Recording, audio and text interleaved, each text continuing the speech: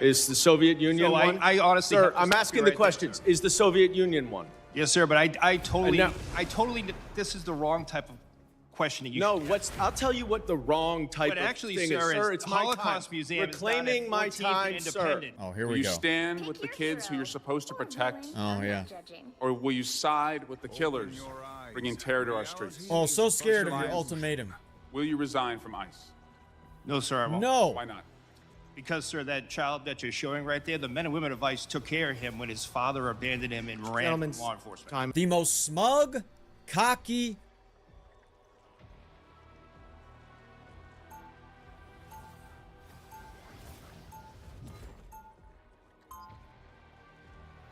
I was not wrong, Evan.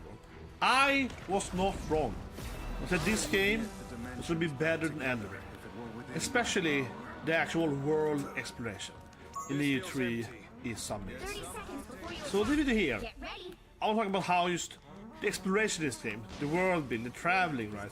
It's so good. Talk about Thebes. Usually I create my own shield. After all I've seen, few things truly shock me, but this... Big rooter for CNN, but that tells you a lot, doesn't it? I mean, how do you guys think you are doing in that arena of like, this is a terribly divided country, not only politicized, a lot of people just hate the other side. And CNN, in my view, should be the place where both sides can watch.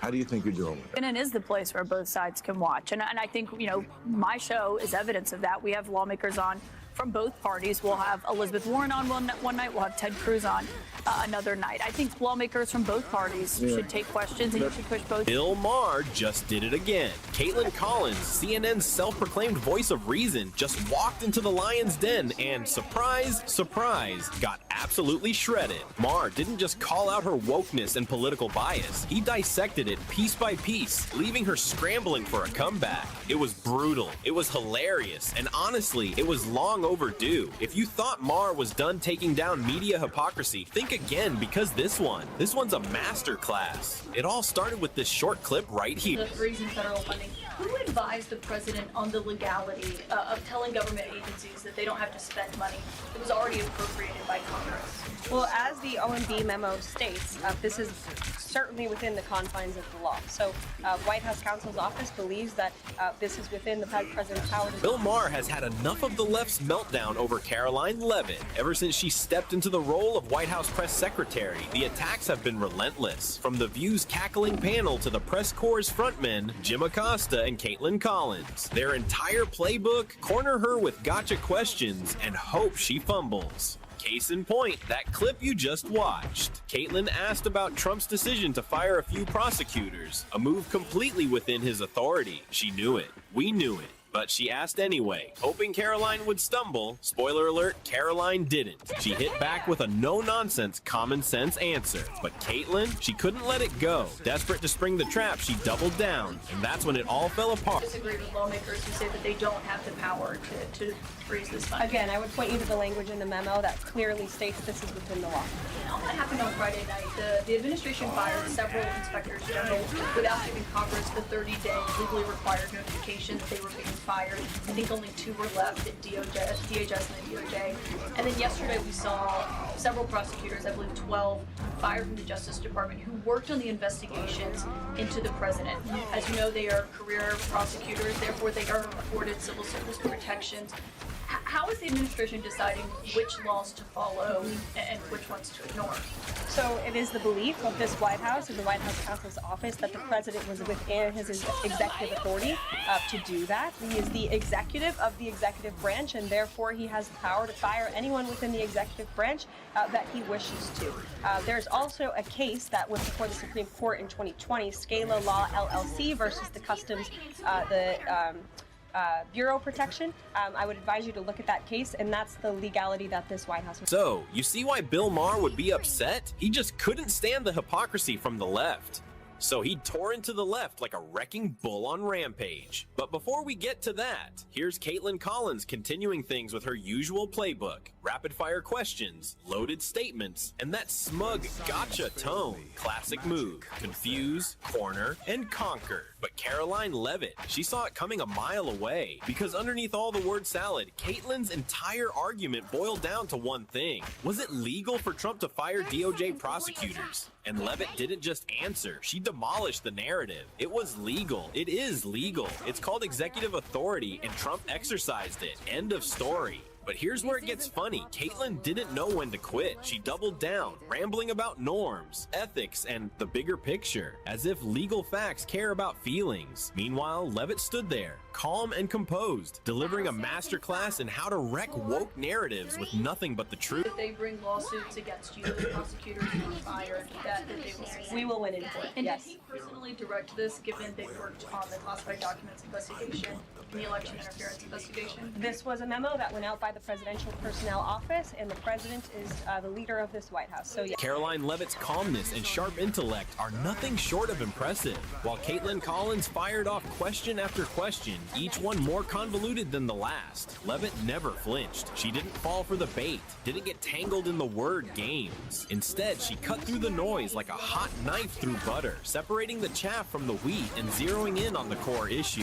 No matter how Caitlin tried to spin it, whether with moral grandstanding, legal gymnastics, or faux concern, Levitt kept her cool and delivered the same answer, just wrapped in different parcels. It was legal for Trump to fire the prosecutors, plain and simple. But here's the interesting part. Levitt didn't just answer the questions, she exposed the game. Caitlin wasn't after clarity, she was fishing for a soundbite, and Levitt, sharp as ever, made sure the only soundbite worth airing was the truth. It was a masterclass in handling media bias with grace, wit, and unwavering confidence. But Maher had it up to his neck. He felt that the young White House press secretary was being unfairly targeted, so he had to step in. First, he gave Caitlin a taste of her own medicine by setting a trap for her. Ruger for CNN. But that tells you a lot, doesn't it? I mean, how do you guys think you were doing in that arena of like, this is a terribly divided country. Not only politicized, a lot of people just hate the other side. And CNN, in my view, should be the place where both sides can watch. How do you think you're doing? CNN loves to brand itself as a neutral, unbiased news outlet. Just the facts, no agenda. But that facade crumbles the moment you scratch the surface. In reality, the network leans left, and not just subtly. It's baked into the narratives they push, the guests they invite, and of course, the questions they ask. They don't just report the news, they shape it, filter it, and spin it to fit a preferred storyline. Maher appears to know this very well, but decides to catch Caitlin in the trap that she had attempted to set for Caroline Levitt. Now, watch her fall into Maher's trap. Caitlin kicked things off with the usual PR spin, proudly claiming that CNN is a neutral network, a fair, balanced platform where voices from all sides, regardless of political affiliation or ideology, are welcome to air their views. To back it up, she threw out a couple of token examples. We've had Ted Cruz, we've had Elizabeth Warren, as if sprinkling in a few high-profile guests somehow proves ideological balance. But here's the problem. Cherry-picking a couple of appearances doesn't erase the network's overwhelming left-leaning slant. It's like tossing a single green grape into a bowl of red ones and calling it a fruit salad. Sure, Cruz might get 5 minutes of airtime, but it's often framed with loaded questions, dismissive commentary, and a post-interview panel ready to fact-check anything that doesn't fit the narrative. Caitlin's argument wasn't just weak, it was downright laughable, because if CNN were truly neutral, she wouldn't need to name-drop rare conservative guests like their collector's items. Caitlin had just fallen in Bill Maher's trap, and watch him obliterate her into smithereens. In America, and I'm watching CNN, just for the straight middle of the road. That's what I hear for 15 minutes. It's great, and then Lonely Scott. It does look, I mean, and when you see the path, it does look like tokenism. It's kind of like the same as The View. It's like it's almost better to have nobody there. like MSNBC. Then I just. Bill Maher's right. Token appearances aren't the hallmark of an unbiased outlet. They're the opposite. He didn't just call it out. He tore the argument to shreds. According to Maher, parading a conservative face every once in a blue moon is actually worse than not having one at all. At least when a panel is entirely left-leaning, viewers know what they're getting. But pretending to be neutral while subtly pushing an agenda, that's deception, plain and simple. And Maher didn't hold back. He blasted Caitlyn and CNN for pandering to the woke left while sidelining conservative voices. It's not about balance, it's about optics. They want the appearance of fairness without actually delivering it. Maher even pointed out how, when conservatives do appear, they're often treated like villains in a scripted drama, interrupted, misquoted, and fact-checked in real time. But here's the kicker. Maher argued that CNN's pretense of neutrality actually fuels division. It's not just dishonest, it's dangerous. If you're going to lean left, own it. Don't gaslight viewers into believing they're getting both sides when one side's mic is always quieter. Now, with Bill Maher's initial intervention, you'll think that Caitlyn and her woke crew would ease up on their attacks on Levitt, but they doubled the intensity. Here's one of them trying to corner Levitt. An IG report from the Social Security Administration, there was $71 billion worth of fraud in one single fiscal year that we know about. And so that is a lot of fraud. To be clear, that $71 billion was from 2015 to 2022, so it wasn't in just one year. And it was $71 billion. But it wasn't in 1 year, just over multiple years, from 2015 to 2022. So are you defending $71 billion in fraud, Peter? That's a lot of money. Why is the media so against cutting waste, fraud, and abuse from the government? I don't get it. I just want to ask a question. We won't be deterred. We will not be deterred from people like you and the... Levitt just dropped a bombshell. The Trump administration uncovered a staggering $70 billion in fraud and was ready to crack down on it. But here's where things got messy. In what was...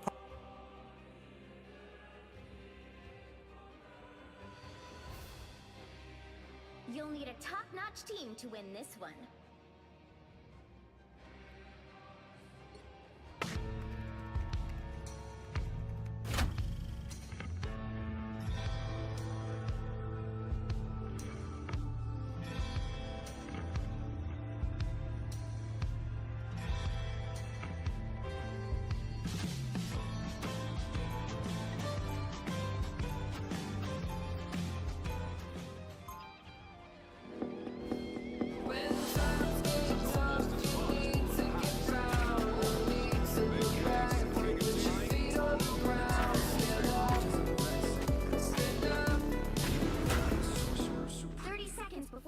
Welcome to the Flawless State. I am Jesse Lee Peterson. Thank you all for being with me. Remember, you can support our work by going to theflawlessstate.tv/donate and locals.com. Clicking the link there for that. I have with me today Lisa Bloom. And Lisa is an author, attorney, and founder and owner of the Bloom firm. Lisa, thanks so much for coming on. Thanks for having me. I absolutely appreciate it. What's the purpose of the Bloom firm? Right. So we are one of the nation's largest and most successful civil rights law firms. We fight for the rights of people of color, women, LGBTQ folks, anybody who's a victim of discrimination, harassment, and abuse. And we have offices in New York and Los Angeles. I have a team of 10 attorneys, and we fight very hard for people and get them terrific results. And we take cases nationwide as well. Right on. And when you say you fight for civil rights for these people, what are civil rights? Great question. Civil rights are, we all have certain rights. We have the right to equality, especially in employment, in housing, and public accommodations. We have the right to be treated as equals. We have the right to stand up against things like sexual harassment or race discrimination and not be retaliated against as a result. We also have Fourth Amendment rights not to be the victims of unreasonable searches and seizure by police or other government entities. So those are just a few examples. Amazing. And do you fight for the rights for white people? Well, Well, for white people's civil rights? On occasion, but primarily when we're doing a race discrimination case, we're talking about people of color. who are victims, yeah. And I noticed that in today's America, there's so many white people being discriminated against. Their rights are being taken away from them. And if white people come to you and say, hey, my rights are being taken because I'm white, we will take on that too. Well, we look at every case individually. Because we only get paid if we win, we have to take cases that we really feel confident that we can win. So you're right, everybody has the right to not be discriminated against on account of their race.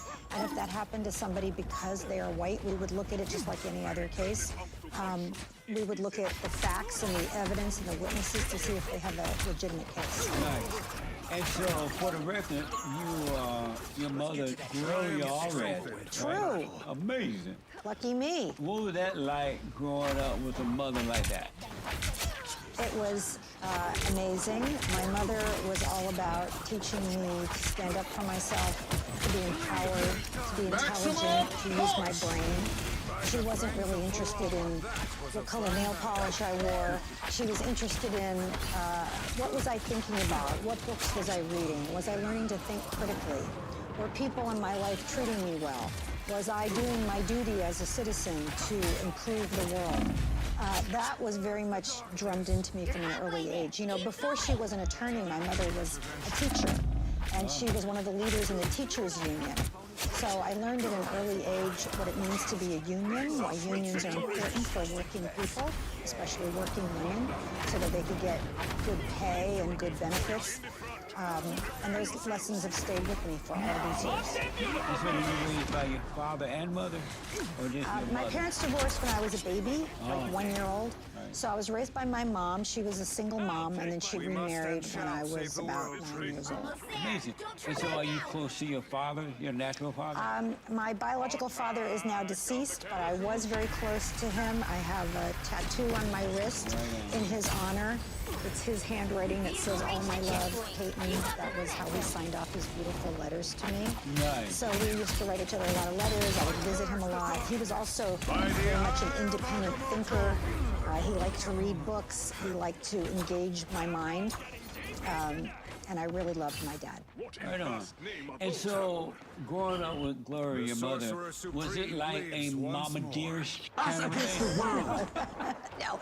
And for people who don't know that, I know the reference. Yeah. Mommy Dearest was a book about a terrible, overbearing mother. Was it Joan Crawford? Yeah, she really played that role too. She did, and I remember the book. No, nothing like that.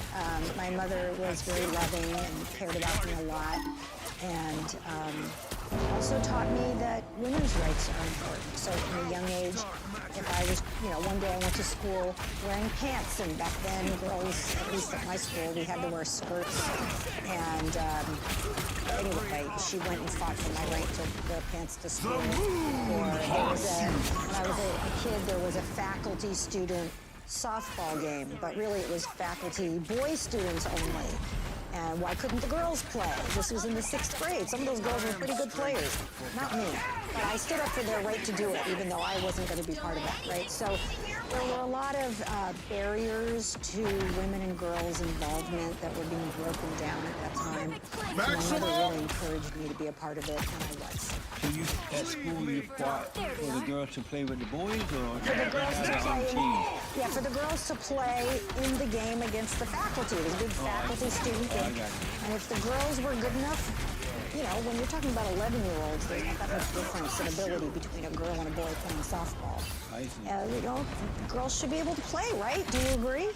Well, I believe that girls should play with girls, but not with boys. Even if they're 11 years old? Right. What if they're 5 years old?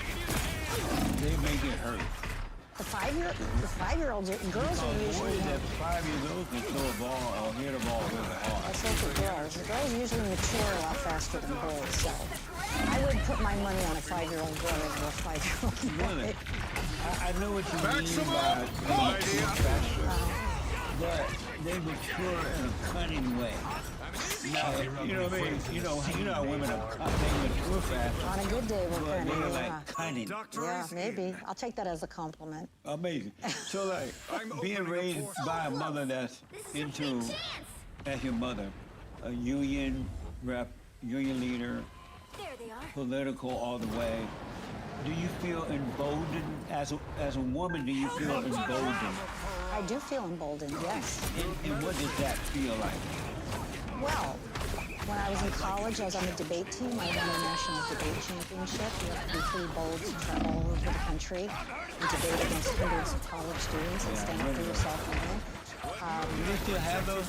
Oh, I think so. I hope so, because that was one of the best things I ever did. It was fun.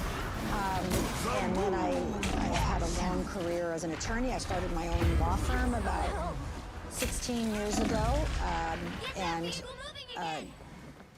grew my firm and trained and hired lawyers to fight these cases all over the country. You have to be pretty emboldened to do that, right?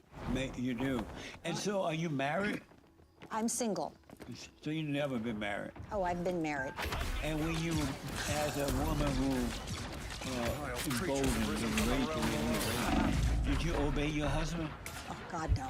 You did not obey God, no. And why not? Why would I? Why doesn't he obey me? What?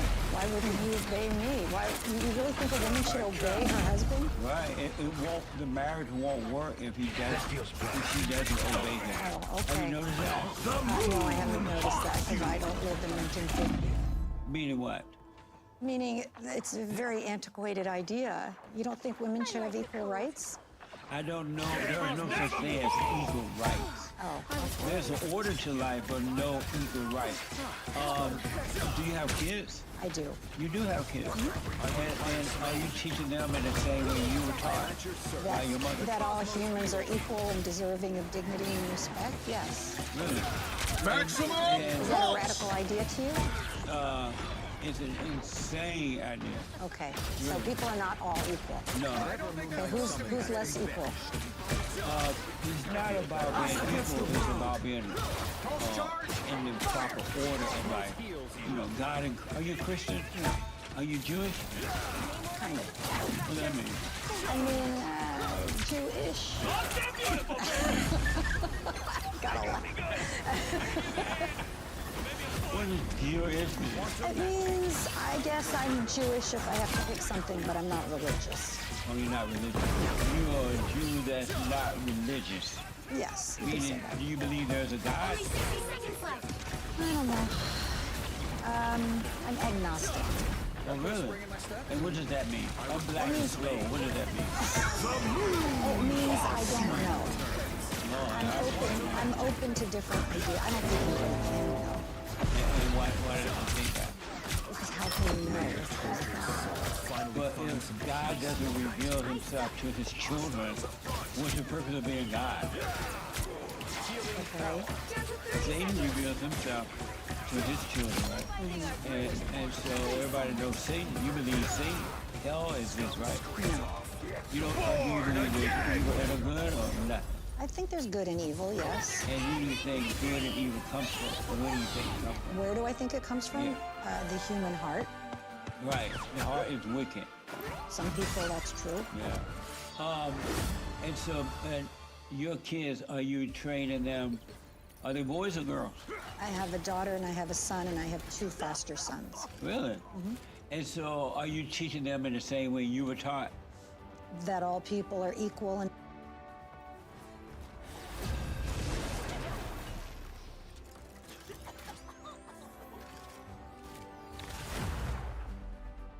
Democrat Representative LaMonica McIver just made a disgraceful display in Congress today during the ICE hearings when she asked the acting director of ICE if he thinks he's going to hell for standing by ICE using his religion as an attack.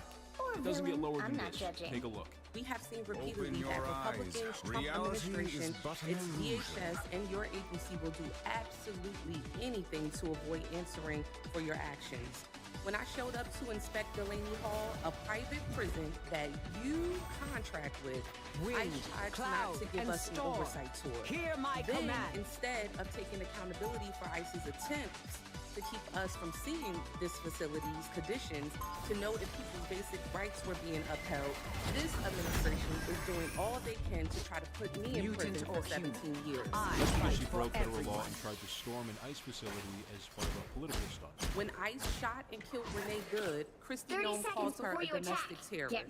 When Alex Preddy, you all tried to tell us he was threatening officers with a gun, but all we saw was a Where there phone. is evil in This this administration's universe, clear I lies will fell be there apart, to not because balance it. someone had a come to Jesus moment, So but much because life we in saw this. I will these bring murders from peace to this every universe, angle. no matter You the cost. are only here because public outrage has become so unavoidable. The battle You are starts here, in Mr. 5, Lyons, because 4, white people are 3, getting shot 2, in the face 1. and chest when the cameras are rolling.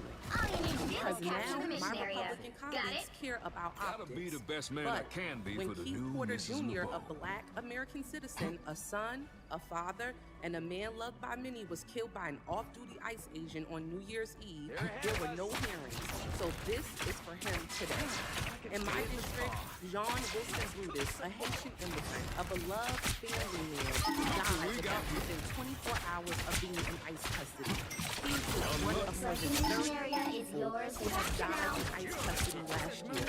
She's turning up woke to a legend with this one, trying to say that people only kill after white activists. Maybe that's an indictment for her own side, but it just does not get more woke than this. Every human being, your role out of control is to be hurt, hunted down, imprisoned, killed, and continue to hold hostage even after they have agreed to be deported. We know this administration doesn't care about protecting people or sparing lives. We all see so plainly what you are doing. You what thought you you got have rid of been me? doing to black and brown folks, immigrants, people silenced in the shadows, now in broad daylight to people peacefully rejecting your cool agenda. Now you do the same for me, Which Louise. is their right to do. This is the despicable result of an agency that last oversight receives billions to deploy lethal force on our neighborhoods and seems to believe that they are above the law without accountability. This administration believes it can act first, explain later, or hell, never explain at all, as we see here today. You all seem to think you are the highest power in society, which you deserve dignity, protection, due process. But you are wrong. We are here for justice. We are here for accountability, and we are here because people are dying. Let me repeat that. People are dying, and you don't seem to care. So, I've heard my colleagues ask many questions over and over again, and you cannot answer them. So let me ask you a question that you may be able to answer. Mr. Lyons, do you consider yourself a religious man? Yes, ma'am. Oh, yes. Okay, how do you think Judgment Day will work for you? There's so much blood. I'm not going to entertain that question. Oh, okay, of course not. Do you think you're going to hell, Mr. Lyons? I'm not going to entertain. Of course. How many government... The gentlelady will Can't keep suspend. this game The gentlelady down will for suspend. A gentlelady will suspend. As I said, the issues we're debating here are important to ones that members feel deeply about. While vigorous established standards to form of debate. Voluntarily. We remind members while oversight is important, those witnesses personally inappropriate, not in keeping with the traditions of our committee. You guys are always talking about religion here in the Bible. I mean, it's okay for me to ask the question, right? Can't But let me keep this continue action on. I down got for you. long. Gentlelady may Thank you so resume. much. Let me get back to my question, Mr. Never Chairman. Thank you. miss. I appreciate you. How many government Got eyes agencies, on one Mr. of them. Lyons, are you aware of that routinely kill American citizens and citizens? Ma'am, I'm not going to entertain that. Of course you're not. I think I'm a question that you cannot answer, and that is exactly why, Mr. Chairman, and to this committee, to my colleagues, and to my across the aisle, Never got this your is back. exactly why we should not be funding this agency. The people are watching you. They are watching you. And this is why we need to abolish ICE. So the Democrats mock us as Christian conservatives, and they belittle us. They try to put us on terrorist watch lists for Us against the world! and they do that in the Biden administration. And now they're using it as a trying to say, hey, if you support ICE or if you're the director of ICE, then you're going to go to hell. These people don't even believe in religion, but they're using it as a cruel joke, throwing religion back in someone's face, just to not get lower than that. I think that is frankly a disgusting personal attack that shows more about the character of the Monica McIver than it does about the history. Her rant right here was full of factual inaccuracy. Tried to say that Alex Petty only had a phone and not a gun is conclusively been determined. You can see it in the video. He had a holster with a gun. Not only that, but weeks before he was shot by Border Patrol, he showed up previously with a gun to go and fight with ICE agents and kicked a tail light out, violently attacking a vehicle, and then pushing and shoving with ICE agents and then running away. He was armed the entire time. That's been proven. I can only conclude that she just has no idea what she's talking about, or she's just completely uninterested in the facts of these situations. The fact is, we have seen the exposure of a vast, well-organized network of activists who are determined to thwart ICE at all costs. 30 seconds before you That attack. includes Get ready. violently confronting ICE agents and trying to impede their enforcement, doing things that far exceed what peaceful protesting is and what is protected under the First Amendment as peaceful protest. Tell you what, This is not a after First this, Amendment issue. This is not people organically coming out in the streets with signs and shouting and chanting.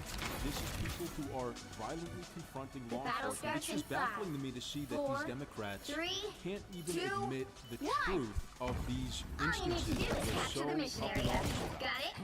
That these were situations that were created by the actions of the activists. If you try to insert yourself into a drug bust with local police or federal police, whatever, the FBI, and you go and you try to stop law enforcement from conducting their legal activity, their investigation, or their arrest of a criminal, you are then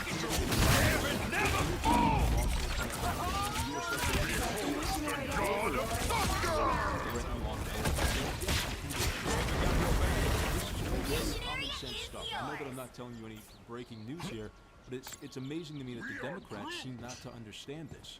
And they are being completely dishonest about the actual facts and the circumstances that led up to both of these cases, Renee Good and Alex Petty. He's right about one thing, is that the reason that we're going through all this today is because public opinion has been turned so extremely against ICE by the media.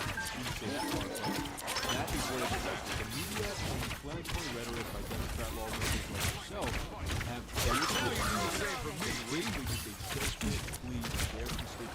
Just the boost I need.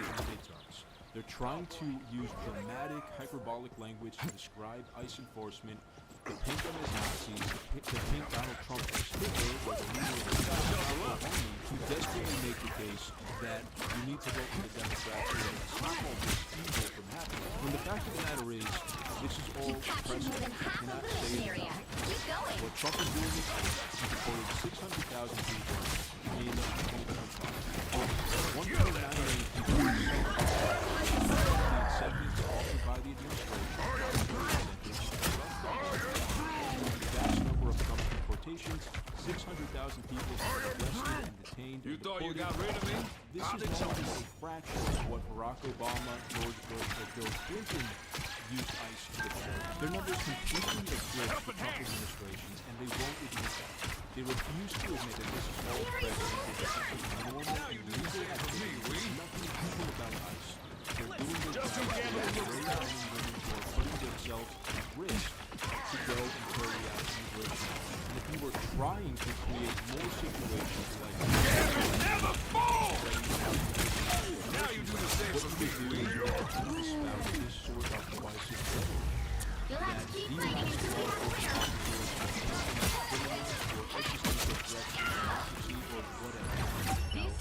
Monica McIver is one of the wokest, most far-left Democrats in Congress right now. She is a complete delusional person, and you really can't take any of this seriously, but it's a good litmus test to see who is the far left. Her sentiment towards ICE is so mysterious. There are millions of people in this country that feel that way about law enforcement broadly, but about ICE and Border Patrol specifically.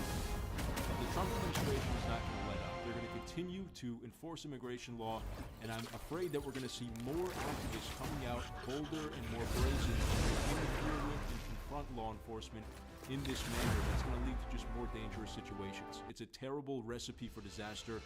It's a recipe for more tragedy, like we've seen with the recent shootings of activists, but it's because You'll of the need a actions of top-notch those team to people win this and one. networks that they're part of that lead to these situations. That can absolutely not be Open denied your at this point. eyes. But I want to hear what you guys Reality is think in the but an comments. If you like the illusion. video, please leave a like and subscribe to the channel. Thank you guys so much for watching, and I'll see you next time. Yeah. Thank you, Chairwoman Green, and I apologize. I'm getting over a cold, so I'm losing my voice here. Miss Marr, I want to start with you. Just generally, would you say you generally agree or disagree with the following statement? The history of all pre-existing society is the history of class struggles. Magic is not to be owned, but to be felt. That's good to hear. It's interesting because a lot of your thinking, as expressed by your public 30 seconds statements, before is you attack. deeply Get ready. infused with economic and cultural Marxism. Do you believe that America is addicted to white supremacy? I believe that I tweeted that, and Now, I I'm said all earlier, I Punisher. think much of my I may thinking be a has thief, evolved over but the I last also half happen to decade. be a It gentleman. has evolved. Why did you tweet that? So's the I don't recall the exact context, so I wouldn't be able to say. Okay. Do you believe that America battle starts believes in in 5, black plunder and 4, white democracy? 3, I 2, don't 1. believe that, sir. Our enemies are near. The case for reparations. I don't think I've ever read that book. Good medicine. Fully read the case for reparations. Ultron's influence over this land must be broken. Castle went down. Most likely that your tweet there is correct, but I don't recall. Okay. Do you believe that white people inherently feel superior to other races? I do not. You don't. You did something better. You said, I grew up feeling superior. How white is it? Why did you do that? I think I was probably reflecting on what it was to be to grow up in an environment where I have It sounds like you're saying that white people feel superior. I don't believe that I am feels strengthened. that way as well. Just reflecting on my own.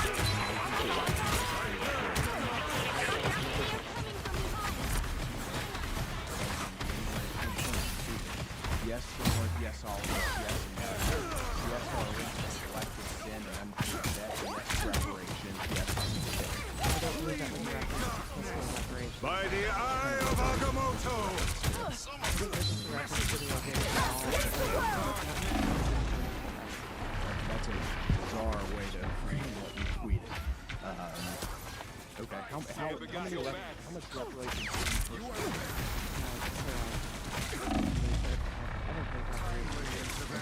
for everybody else.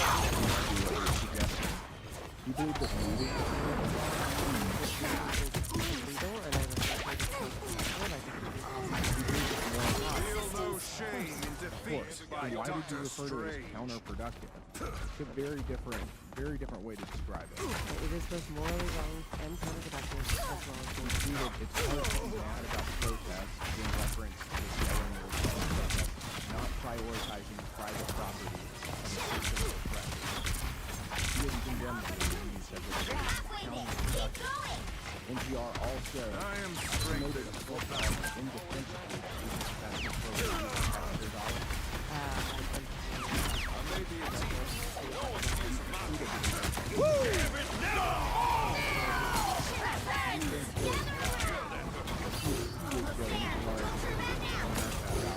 The whole community of By the eye of Agamotto!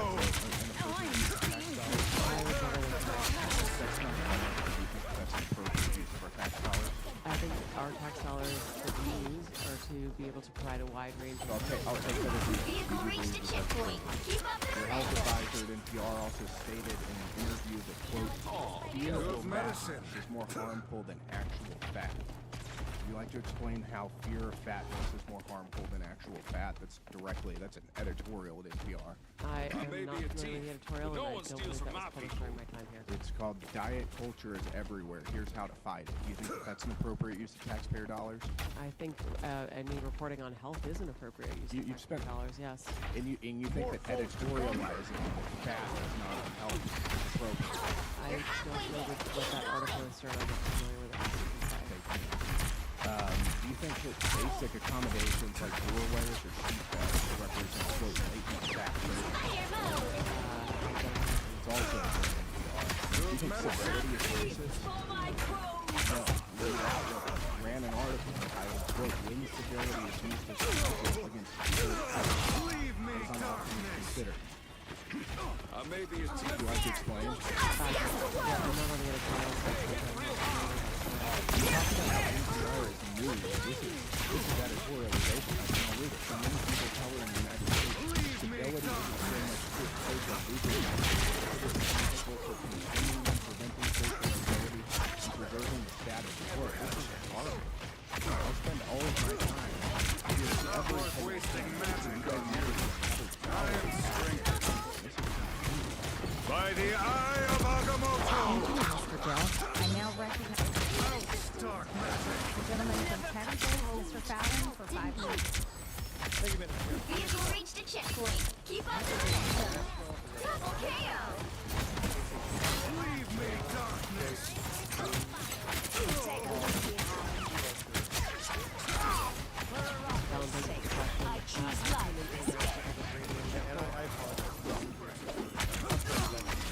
I believe that we have work to do, we always do, in order to improve and serve all Americans. More accurate than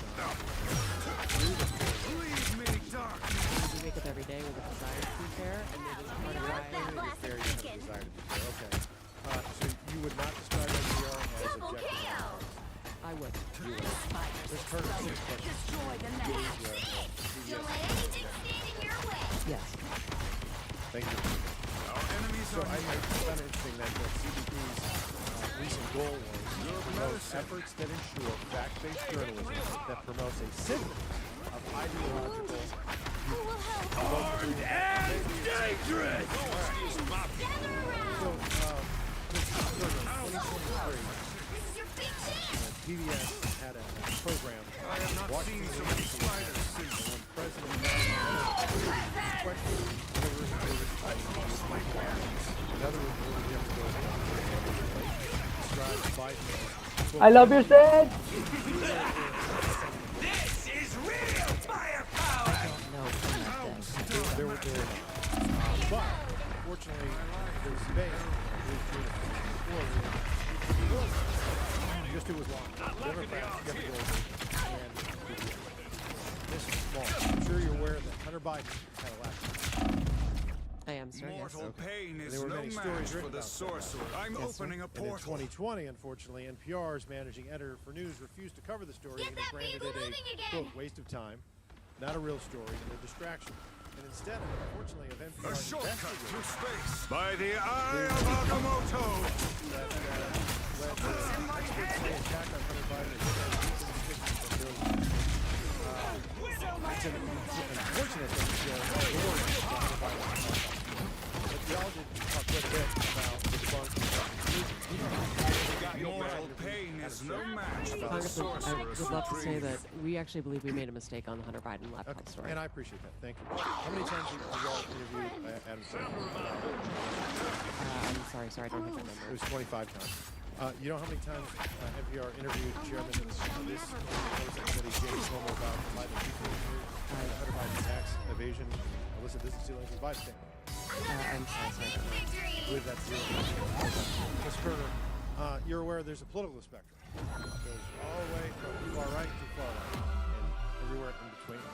Would it trouble you to hear that for 6 months there was an analysis done on PBS's NewsHour from June to November of 2023, where they found that far right that term was used 162 times, and far left was only used 6 times. You find that troubling? I don't know the study that you're referring to, and I'd be very interested in seeing it and understanding how You'll they need a top-notch came up team with to win those this numbers. one. Media Research Center did a 6-month analysis. Reality It's is not how you but find an it. You say illusion. far right, it's terms. They use the term far right 162 times, far left 6 times. That's a 96 to 4% skew. You're also aware that you covered the GOP and Democratic National Conventions in 2024? Yes, we did. Okay. Interestingly, 72% of the coverage of the GOP convention was negative, 88% of the Democratic convention was positive. Shouldn't be surprising when you have anchors like Ahmed Noah, who describe the Republican rhetoric as, quote, outright I would racism, knit the dimensions and, quote, back together if it were white within my supremacy. power. Ms. Mayor, NPR. You believe your reporters 30 are fair? seconds before you attack. You said Get they're fair ready. and they're working it. I believe that they work And to be they're- every day, sir. They're non-biased. So you just And wave yet, those jacked you up have hands of yours. voter registration. I mean, we're all human beings. We're My all gonna spells see require the very world through a precise different hand lens. motions to And cast Are you correctly. aware of any I've got some Republicans, signature any hand registered motions. Republicans in your newsroom? I couldn't say we're registered, but I know we believe have it would be conservatives best that for are all registered. if I So just took the recent The battle starts registration, in 5. when it was 4, looked at, 87 2, Democrats and 1. 0 Republicans registered. I You found have that to very stop them concerning. from securing the mission area. 87 to 0. It shouldn't be surprising when they're on things like, I'm so done with late stage capitalism. I'll call it the red. Sorry, you need to Or tell America that they can white supremacy. But billions have gone into both of your coffers over the last several No decades. worries. I've got you. And I understand why Democrats on this committee They will strike, and I suspect it will be soon. the propaganda wing of the Democratic Party. We must secure this 67% area. of your viewers and listeners Anyone willing to help? identify as Democrat with only 12% conservative. A nice and deep become a freeze. sandbox for leftist propaganda to frolic on the taxpayer dime and no good. And when you said I am strength. promote symphony of ideological viewpoints, yeah, you do. If you're left wing, left, far left, or remarkably Marxist, are you back? Thank you, Mr. Fallon. I now recognize a gentleman from Texas, Mr. Good. Now I see them. Mr. Tolman, I'm glad you brought up a point that's been mentioned a couple of times already at the start of the hearing about rural and remote. And I have to tell Cream the story. returns. When I graduated from college with a degree in agriculture, I went back to rural You need to Monroe stop that County, vehicle in its Kentucky. tracks. And worked The moon haunts you. farm to this day. Full No time. symbol of concept can resist Dr. Strange. I listen to the radio. The only radio station I could get Good that medicine. had youth was public radio. So I listen to as many hours of public radio as anyone on this panel, I can assure you. And it was a great service. That was the greatest A nice service deep freeze. today in that same remote area. I mean, you've got film, you've got podcast, internet access now. There's a whole menu of media options now. So, but over time, I Turn feel around like here. people listen to NPR because I just want to hear what they have to say. And I don't even recognize the station. It's not news. I feel like it's propaganda. I feel like it's disinformation every time I listen to NPR. And a media A nice entity deep like freeze. MSNBC or Huffington Post that medicine. statistically skews disinformation, they could do that. But NPR gets still a ton. And I have a problem with that. Because if people in Alaska, You stop them in their if all they have is public radio, Healing then all they energy. know is what these headlines say. And they're wrong about COVID-19. And the headlines in the background that have about Russian collusion. About the Hunter Biden laptop. Wrong. And then there's Enemy in front of us. and part of what we went through in this committee during the Biden administration, which, by the way, ended with Joe Biden's last targeted the entire family preemptively for an 11-year period, which just so happens to be an 11-year period. The moon haunts you. I don't think NPR reported about the targets, but they reported a lot about how Whatever that strange thing is, I like it. things that The The mystic arts won't fail me again. Story, NPR, lawmaker leading I'm opening a portal. Accused of owning a shell company. Well, that's me. Miss Mayor, are you familiar with that story that NPR wrote about me at the height of the Biden investigation when By the eye of Agamotto! Of our investigation, that is 100% factual. We have enemy in front of us.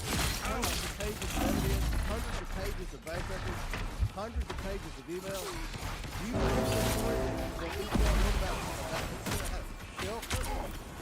Congressman, I have not seen so many spiders since. Where do you get your... I am strengthened. What was very serious accusations that were investigating a president and his family who had 28 shell companies. I have an LLC. That's 5 properties. It's in my financial disclosure. I've gone into great detail, given lots of interviews. Listen to NPR. They're totally disinformed on the truth. The moon haunts you. I have a problem with that because you get federal funds. And I do believe there was a role for public radio 30 years ago, maybe 20 years ago, maybe 5 years ago. But because of technology today, I don't think there's a role for public radio anymore. And I think you could use the privilege that you have with receiving federal funds. Because this is disinformation. Huge topic. Do you want to diffuse anything that I said in the remaining 30 seconds? It's Spider time! One of the first things that I did in coming in May was to beef up our editorial standards. I directed my head by the way. Why is NPR even doing editorial? I'm so sorry. I don't mean editorial in terms of opinion editorial. Do you even need opinion? What does it matter with the opinion? If you're a federally funded entity that's supposed to provide the news, you're not providing news.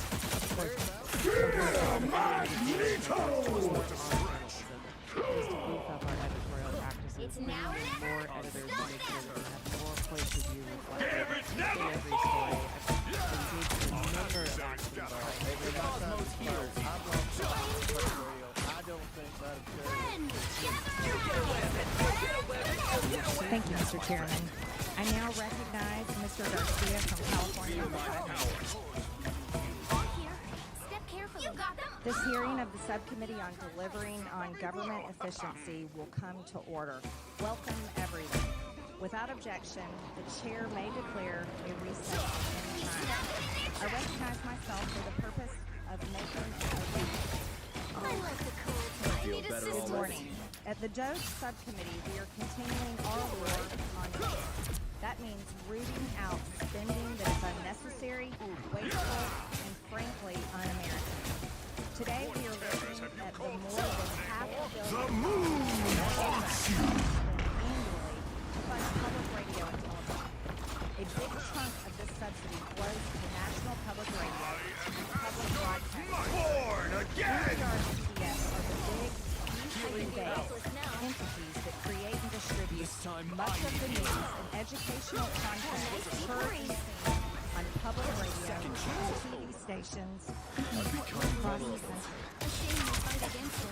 When Congress adopted the Public Broadcasting Act of 1967, it did so at the time that federal dollars were needed to provide objective news and educational content to the entire nation, including rural residents who live off the grid. Fast forward a few decades, and a lot has changed. The invention of the internet, for instance, and social media. It's made news and information widely available to those living in remote areas. Americans are consuming digital media and content. The audience of public radio and television is declining. And I know this because I represent a rural district. The moon haunts you! Against the world! While they drive their tractors. At the same time, NPR and CBS increasingly become radical, left-wing echo chambers for a narrow audience of mostly wealthy, white, urban judge rural America. PBS News is not just left-leaning. It is actively using taxpayer funds to push some of the most radical left positions, like featuring a drag queen on the show Let's Learn, a show targeted toward young children ages 3 to 8 years old. I want you to know I grew up watching children's programming on PBS. And as a mother who raised 3 children, I felt confident that I could leave the room while my own children were watching children's programming on PBS. But I can tell you right now, Miss Berger specifically, you'll need a as a top-notch mother, team to win this if I one. had walked in my living room or one of my children's bedrooms and seen this child predator and this monster targeting my children, I would become unglued. And that is how most parents feel all over this You don't country. have to be a witch to find the magic This is in not this the world. only example But it of does them help. sexualizing and grooming children. They've been doing it for over the last decade.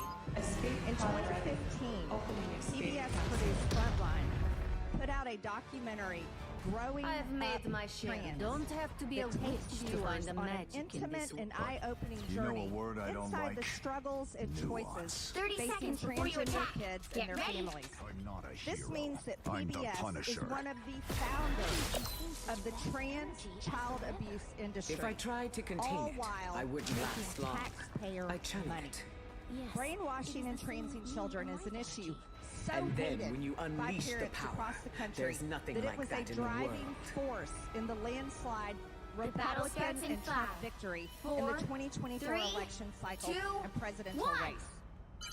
All you need to Division do is that these capture the mission institutions area. is Got either it? resented or increasingly I can be tuned out and turned off by most of the hardworking Happy Americans to help. who are forced to pay for it. They no longer view Render me assistance. and PBS as trusted news sources. As a matter of Any fact, healing is good. let my enemies tremble. In fact, when Elon Musk put his hand over his heart and extended it and told the American Happy to people help. his heart goes out to them. PBS. PBS News posted the clip, called it a fascist Nazi salute, and described how it was similar to the same style used by Nazis at their victory rallies. Not once did PBS or NPR report on the numerous accounts of Democrats making the same gesture. Beware, enemies. AOC, Kamala Harris, Barack Obama, My winds Elizabeth blow hard. Warren, somebody that lost the presidential race, Hillary Clinton. Help get that vehicle to its destination. Why wasn't this treated the same way? Let my enemies tremble. Is there not a standard in journalism today? Apparently not. Time to make them pay. Here's how we lost America's trust. Was in fact the title of a powerful essay written last year by Yuri Berliner, a veteran NPR editor.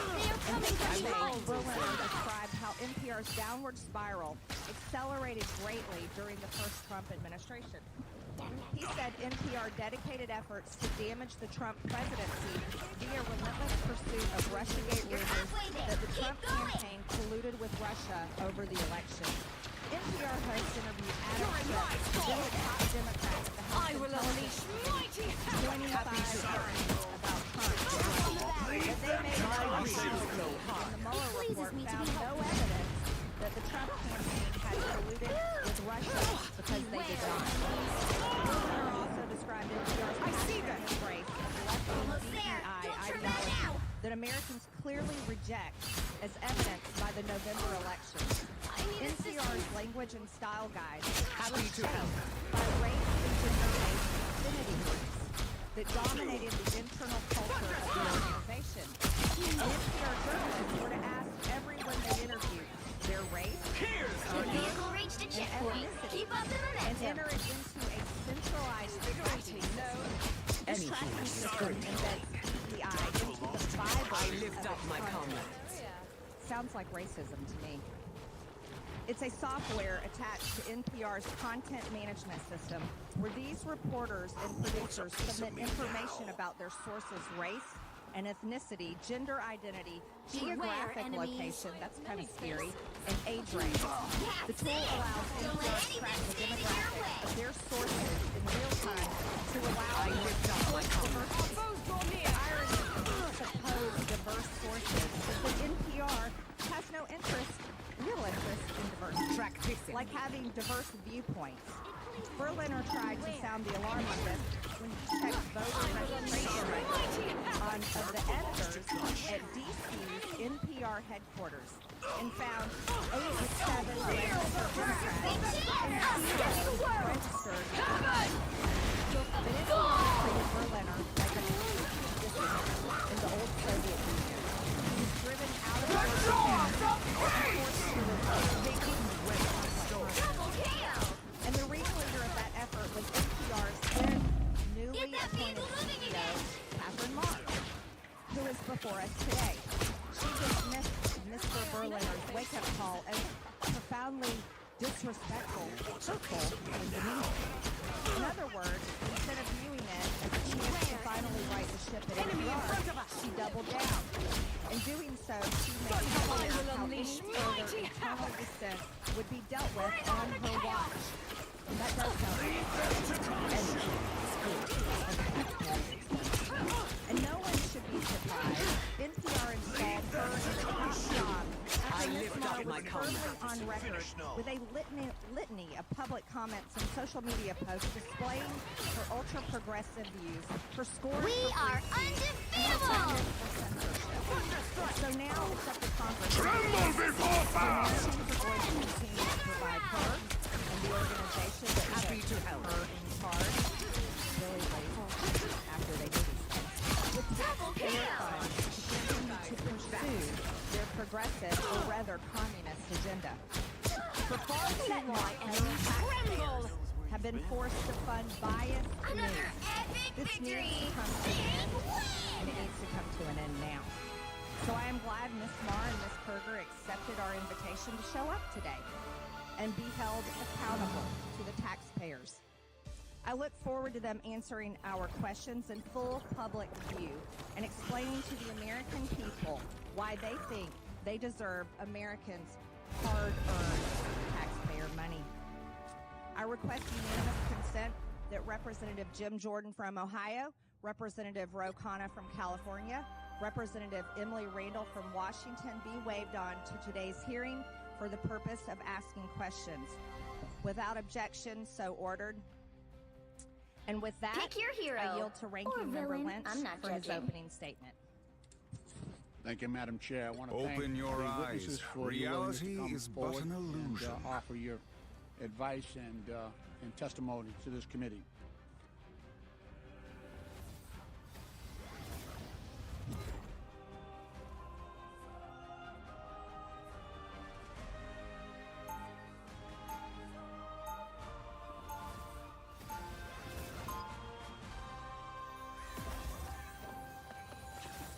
Are we all seeing what's being revealed? I Are we all would knit paying the attention to the dimensions things that back are coming together. out from these Open files? your eyes. Because Reality I'm is worried but that I'm an going to have to illusion. try and explain to somebody what I'm hearing 30 and seconds seeing, before you attack. and I'm Get going to ready. sound like I'm experiencing psychosis because I feel like I'm experiencing psychosis. I can't even sleep. I'm so fucking angry. I'm petrified. This is some of the most vile, most demonic shit I have ever even fathomed. Like, it is unfathomable. And I feel like people are not paying attention. I feel like we are underreacting. I feel like starts in 5, I'm very worried 4, that when we are exposed to 2, such distressing information, like we are being overloaded All you need to do is with the most capture the mission appalling area. Got it? news ever that we numb ourselves and we block it out because it's too much, which is like a totally valid human experience and thing to do, but like we cannot do that. We cannot do that because like are these fucking fucked up freaks like sitting there laughing, being like, well, everything's out and nothing's gonna happen, and like look, we got away with it. And like we got away with the most horrifying stuff that it's not even humanly possible to believe that this is happening. Like, I literally cannot wrap my mind around the fact that these things happened. It is unconscionable. And like, what the fuck are we supposed to do? Genuinely, what the fuck are we supposed to do? Alright, pause it right there. Now, you don't have to agree with every conclusion that she jumps to. That's not the assignment here. The assignment here is noticing the shift. Millions of documents dropped. Suddenly, the conversation that used to get you labeled dangerous is mainstream content. I'm just saying. Now let's be real for a second. Who spent years dismissing these discussions outright?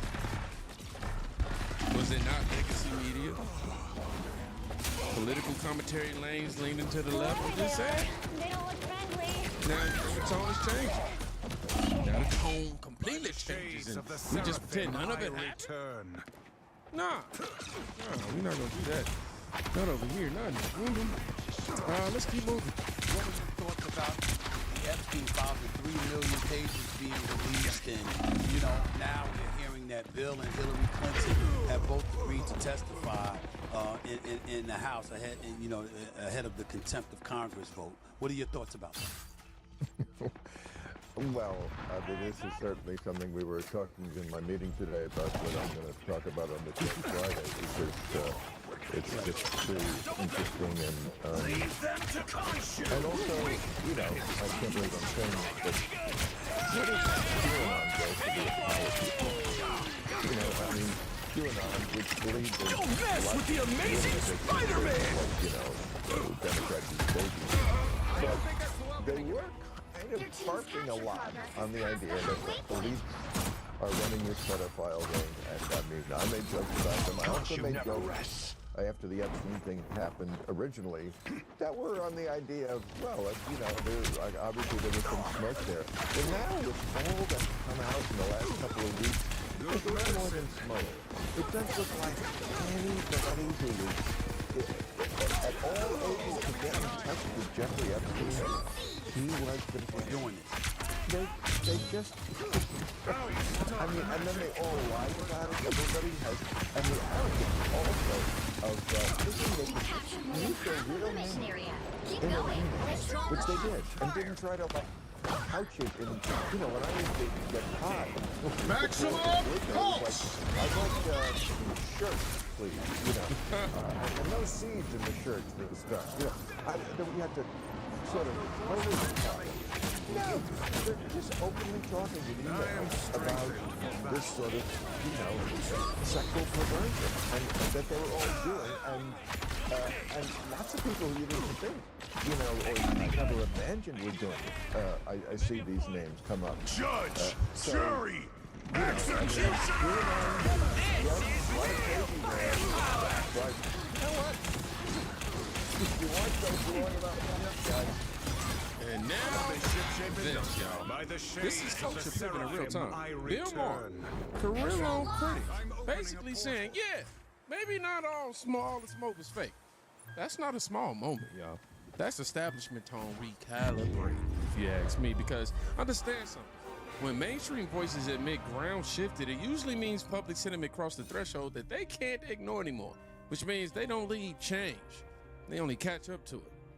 And timeline matters here, so all those crises I quietly put out, Bill Clinton. you have no idea. Nice guy. Got a lot of problems coming up, in my opinion, with the famous island with Jeffrey Epstein. A lot of problems. That island was really a cesspool. There's no question about it. Just ask Prince Andrew. He'll tell you about it. The island was an absolute cesspool. So he's been there for many years. Well, I can't say Prince, but I know they play at my clubs a lot. I have clubs, and everybody likes to play. Are you saying it's a political problem for her if she runs the president? It could be a political problem. Look, he could be a political problem. Right now, he's Teflon, and right now... I was not a fan of Jeffrey Epstein, and you watched people yesterday saying that I threw him out of a club. I didn't want anything to do with him. That was many, many years ago. It shows you one thing, that I have good taste, okay? Now, other people, they went all over with him. They went to his island, whatever his island was, wherever it is, I was never there. Find out the people that went to the island. I threw him out. In fact, I think the great James Patterson, who's a member of Mar-a-Lago, made a statement yesterday that many years ago I threw him out. I'm not a fan of Jeffrey Epstein. Okay, anybody else? Well, I knew him like everybody in Palm Beach knew him, and the people in Palm Beach knew him. He was a fixture in Palm Beach. I had a falling out with him a long time ago. I don't think I've spoken to him for 15 years. I wasn't a fan. I was not, a long time ago. I'd say maybe 15 years. I was not a fan of his. That I can tell you. I was not. Trump discussing Epstein connections before the arrest happened. That's literally so we gotta keep it completely honest. Yes, they socialized. Yes, he complimented Jeffrey Epstein in his early years. Sure, but yes, they split later. But here's what Democrat narrative framing gets really shaky. They ran years of simplified association attacks without acknowledging timeline context when it didn't serve their message. Don't mess with the amazing Spider-Man! Construction. And the difference shows up when the paperwork starts circulating, y'all. What? You see that? Unsealed court documents detail how Trump called the police about Jeffrey Epstein in 2026, where he described Ghislaine Maxwell as Epstein's evil op. Now we're in document territory here, y'all. Now we're here. And notice something. Cooperation details don't trend nearly as aggressively as accusation angles did. Right? Because outrage selection in media spaces is rarely ranked. Stories get oxygen based on viewpoints, and some outlets align politically left, leaning heavy into one angle while ignoring the inconvenient ones. And I believe viewers deserve full context. But let's go ahead and keep rolling, y'all. The only thing that I can say about President Trump is that he is the only person who, in 2009, when I served a lot of subpoenas on a lot of people, at least gave notice to some pretty connected people that I wanted to talk to them. He is the only person who picked up the phone and said, let's just talk. I'll give you as much time as you want. I'll tell you what you need to know. It was very helpful in the information that he gave, and gave no indication whatsoever that he was involved in anything untoward whatsoever, but had good information that checked out and that helped us. And we didn't have to take a deposition of him as in 2009. So the only thing that I can So victims, this is the victim's attorney's perspective. Pundit, not influencers. Legal statement, cooperation, and useful information. This matters. And here's where things get uncomfortable politically. Coverage and balance on facts like this shows exactly how narrative shaping works, right? When truth helps the opponent, the volume drops. That's not journalism integrity, that's agenda filtering. Now I want you to listen to this perspective.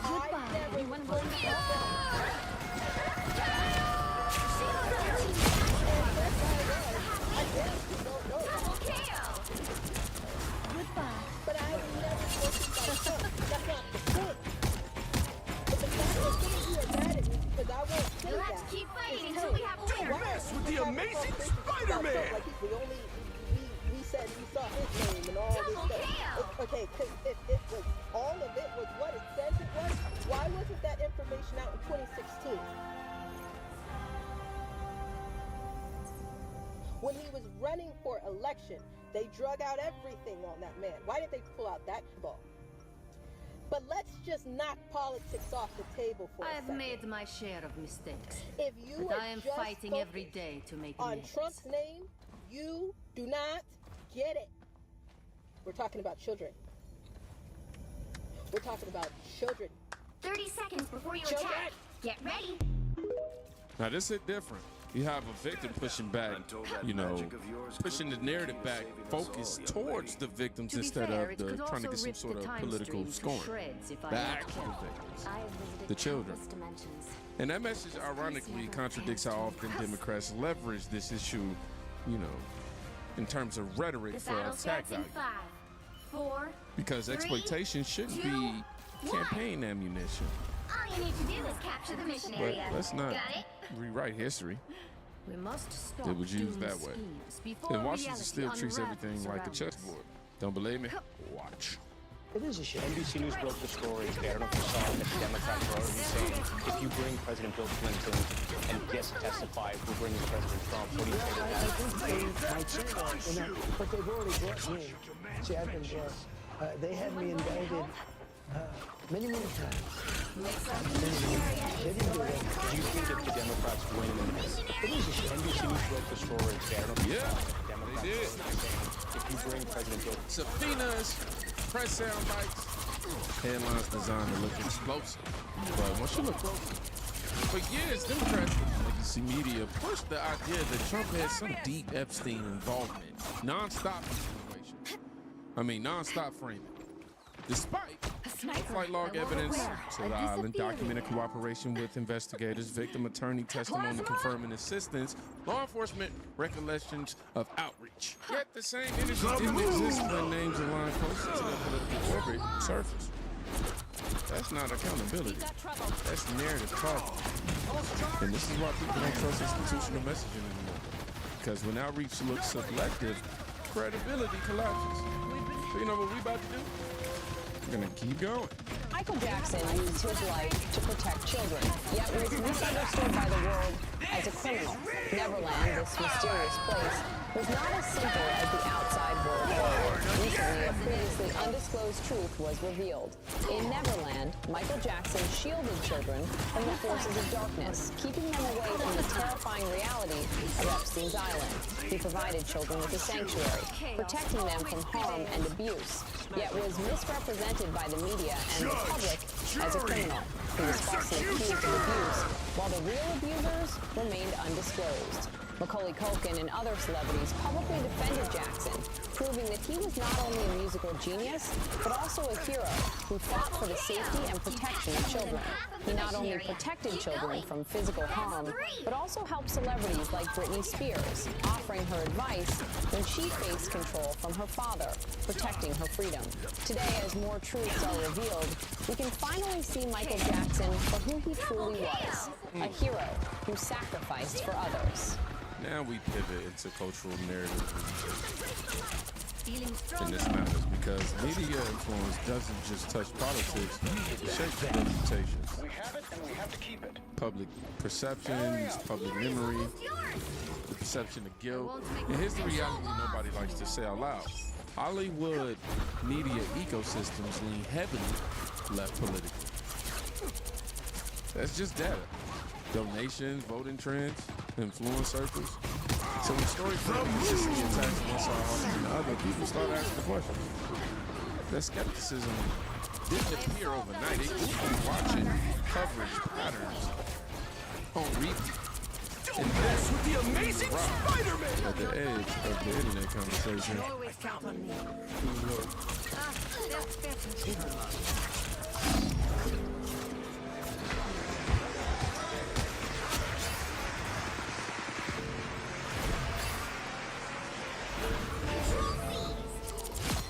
They don't care about us. See, he's sending his people messages out of his pain.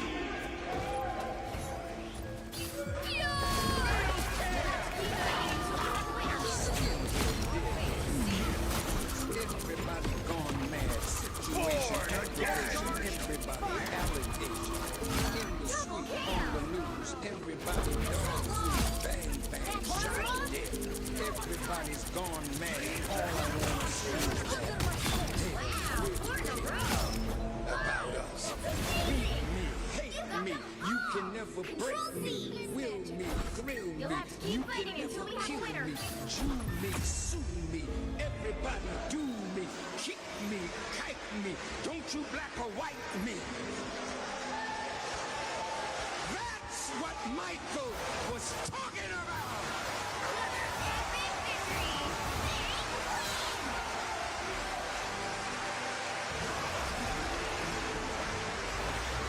Now this is where things get wild. we separate signal from noise. Some of these claims go beyond verified evidence, and we keep that honest. But here's the important takeaway.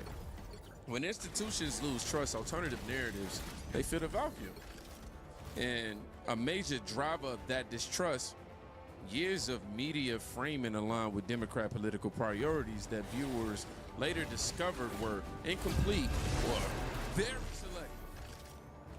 That erosion created the environment where speculation now thrives. So whether you agree with every theory or not, you can trace the root cause back to credibility damage. And that's the bigger story here. So let's bring this on. This Epstein timeline revealed more than names. It revealed selective outrage, to win this one. media bias, patterns, political weaponization, and narrative engineering. You don't have Also, to be a one thing witch stands to out find the very magic clearly. in Democrats this spent world. years But it pushing does help. Trump-centered suspicion while ignoring evidence that complicated their whole.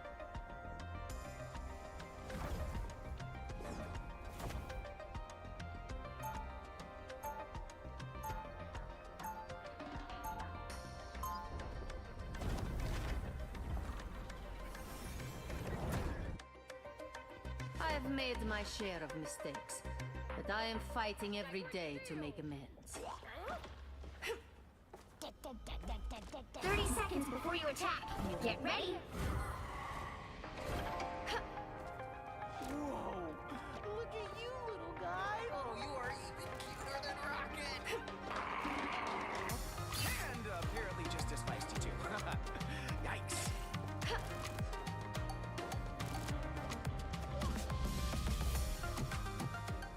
The battle starts in 5, 4, 3, 2, 1.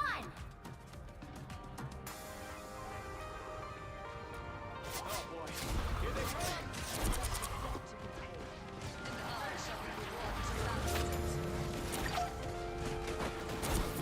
Feeling stronger already. Claimed by chaos.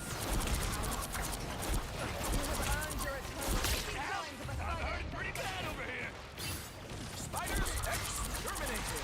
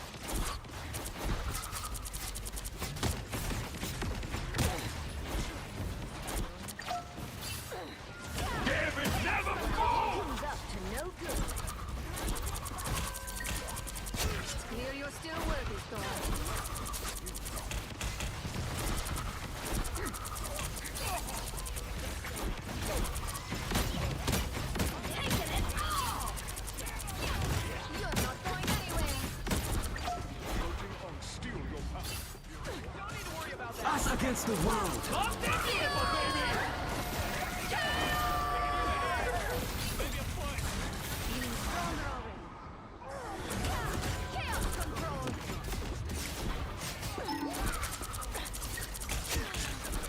I am Asgard's might! It's party time! The moon! Only 60 seconds left.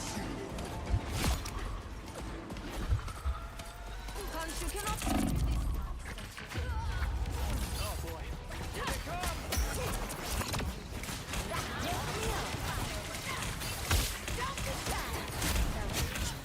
My work here is not done. Be right there.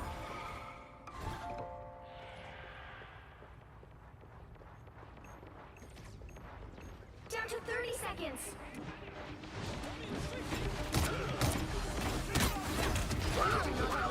Give it never all!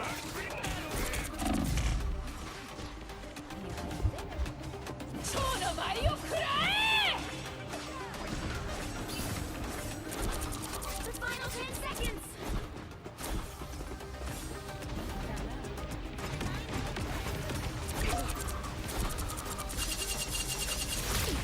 You'll have to keep fighting until you have a winner. There's still a chance to stop them. Gotta stop that vehicle.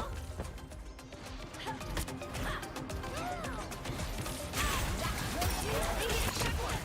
Now might be a good time to stop them. I won't make goodbye for me.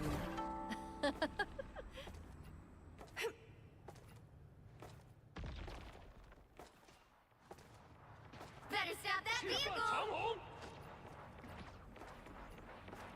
Taking it all. They got me good!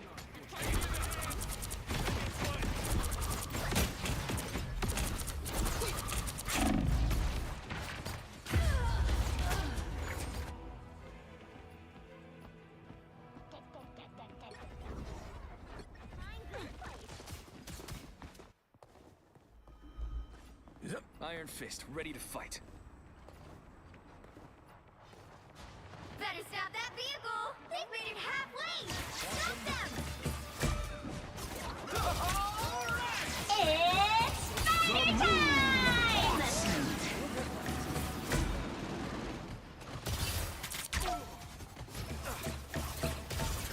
I feel better already.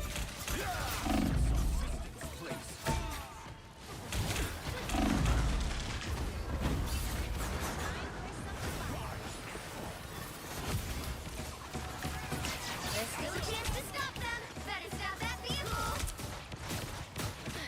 My healing factor can't keep up! How about an assist?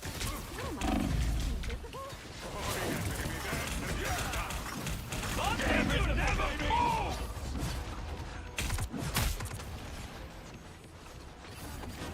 This must belong to me.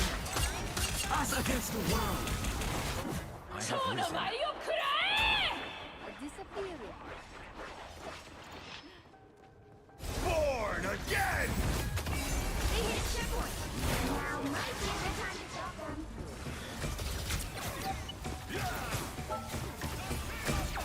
Cosmic might. Second chance is over. I am Asgard's might! Better stop that vehicle.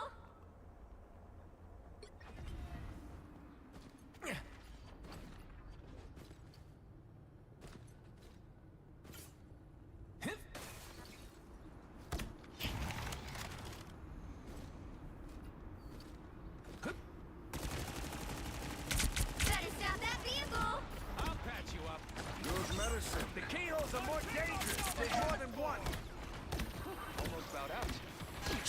Oh, perfect. It's now or never. Stop them. I'll patch you up.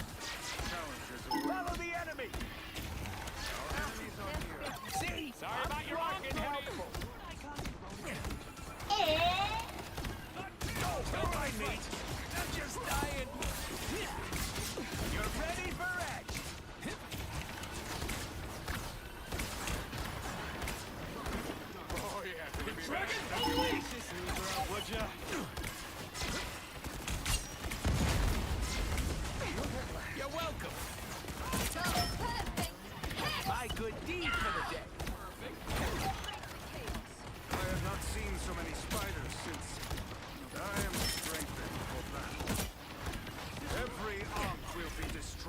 patch you up. Us against the world! The moon haunts you! Never fall!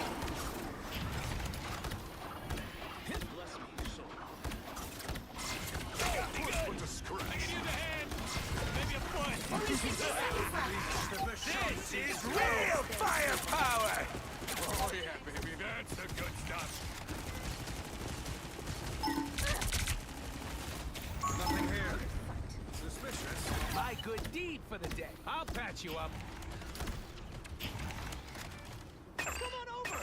The fighting's good. Relay deployed. It ain't cheap.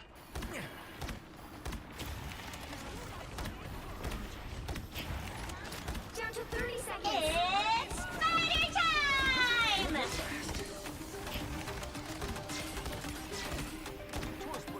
I am Asgard's might. Odin's shield.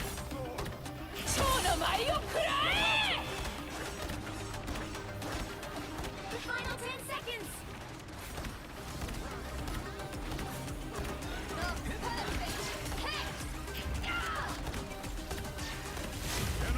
Let's keep fighting until we have a winner. The moon haunts you.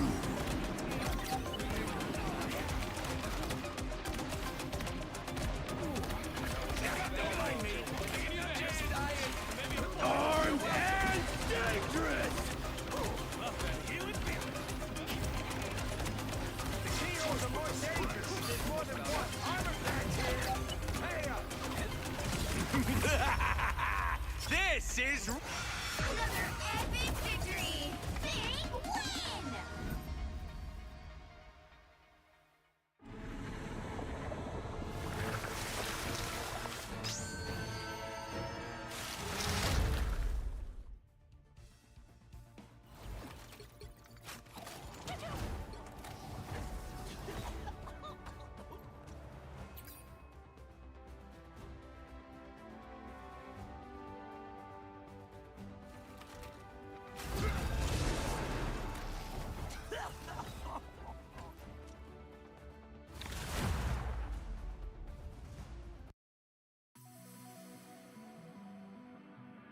Pick your hero.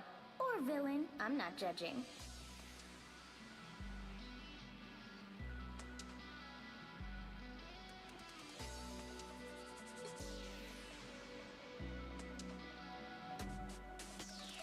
Open your eyes. Reality is but an illusion.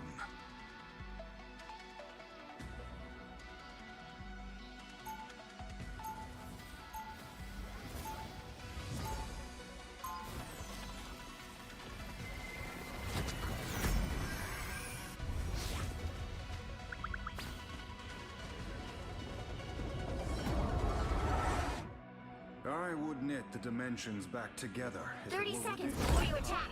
Get ready. The title of Lord should be reserved for those with royal blood. Oh, technically that's me. I mean, my father was, he was kind of a big deal, but he was also kind of a big jerk. Then it seems we actually share something in common, you and I. Daddy issues. The battle starts in 5, 4, 3, 2, 1. All you need to do is capture the mission area. Got it?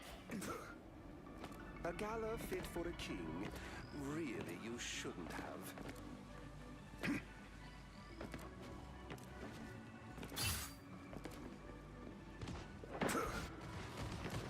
Nothing here. Suspicious. Enemy in front of us. I've heard it's pretty bad over here. I am strengthened for battle. Render me assistance. Looks like the mission area is yours to capture now. Dark magic. The mission area is yours. Double kill.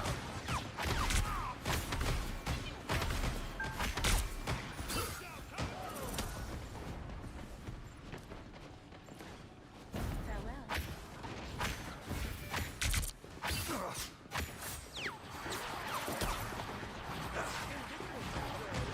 Good medicine.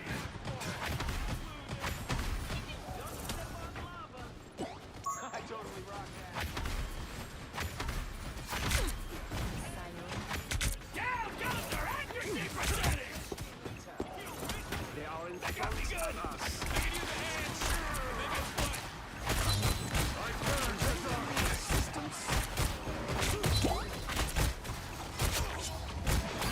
The maelstrom has taken them. Nothing here. Suspicious. You've captured more than half of the mission area. Keep going. Look at this jerk. You are restored. Good medicine. Hands up, loser.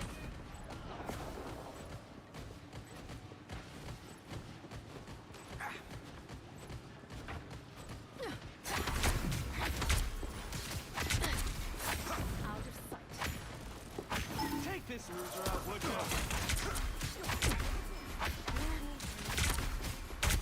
I purge the darkness. The area is almost yours.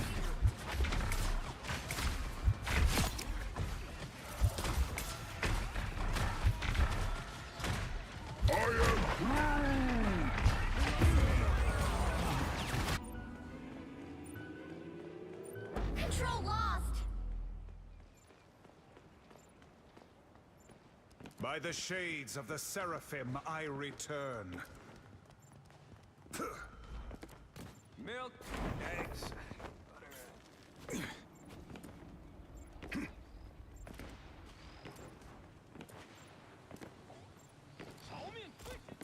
I've tagged a hotspot. Widow's behind us. Good medicine.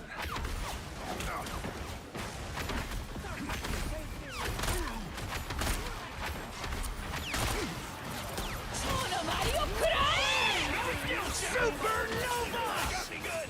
Down goes the accuracy percentage! Guess who just showed their stupid faces?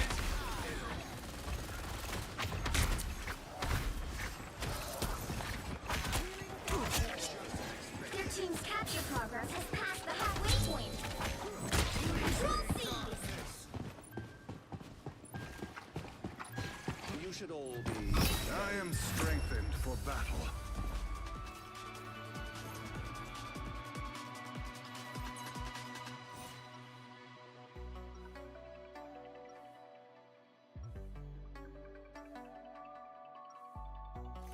Magic is not to be owned, but to be felt, experienced, lived.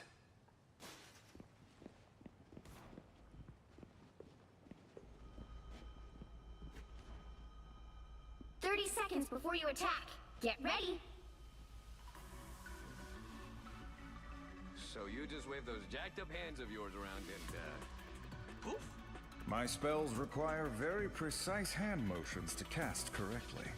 Oh, I've got some signature hand motions. But showing you would ruin our rating. I believe it would be best for all if I just took your word. The battle starts in 5, 4, 3, 2, 1.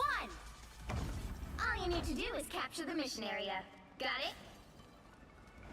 One shot is all I need for a doom shot, no matter what timeline it's from.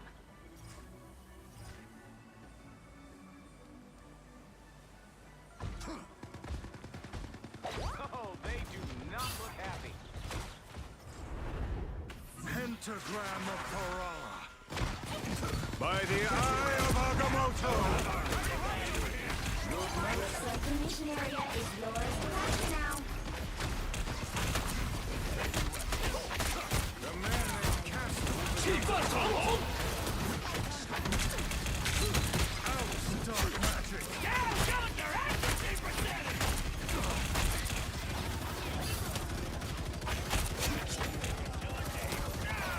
Mission area is yours. Purge the darkness! There's a Lord Icon! This land belongs to us. A team of nobody asked for!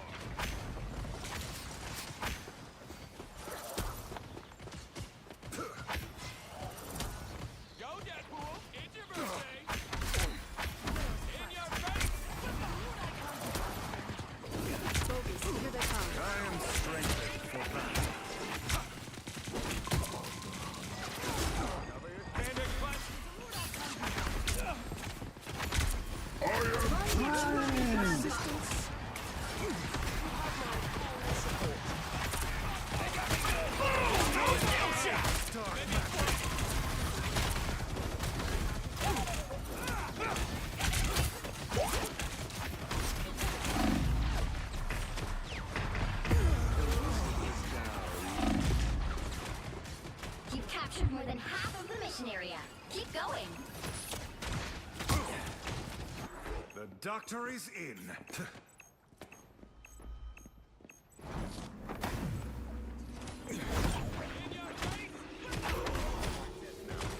Control lost. Good medicine. I purge the dark. Damn it, never fall! Enemies are near. Damn, Gunther, accuracy pathetic! Ouch, dark magic.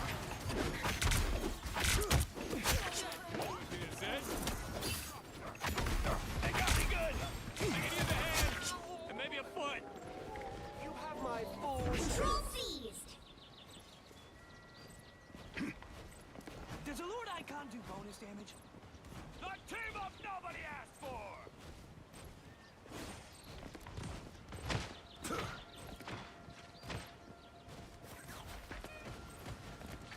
Glory is almost yours. I am strength. Judge! Jury! Executioner!